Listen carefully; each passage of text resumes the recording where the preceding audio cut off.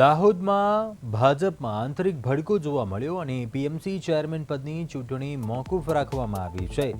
પક્ષના મેન્ડેટ સામે જ ભાજપના સભ્યોમાં ભારે નારાજગી ફાટી નીકળતા ચૂંટણી પ્રક્રિયા દરમિયાન બળવો જોવા મળ્યો હતો. બહુમતી હોવા છતાં ભાજપના તમામ સભ્યોએ વોકઆઉટ કરતા ચૂંટણી અધવચ્ચે અટકાવી દેવામાં આવી. હવે ટૂંક સમયમાં ફરીથી ચેરમેન પદ માટે ચૂંટણી યોજાશે.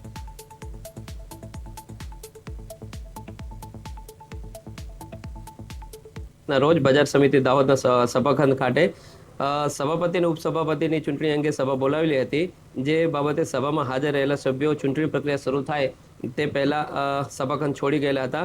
ત્યારબાદ એમને એકવાર સમય આપવામાં 12:30 સમય આપવામાં આવ્યો હતો કે 1 વાગ્યા સુધીમાં સભાખંડમાં હાજર રહેવું. 1 વાગ્યાનો સમય પૂરો થયા પછી પણ સભા સભ્યો ડિરેક્ટરશ્રીઓ હાજર રહેલા ન હોવાથી હાલની ચૂંટણી માટેની સભા છે મોકૂફ રાખવામાં આવે છે અને નવી તારીખ હવે પછી જાહેર કરવામાં આવશે.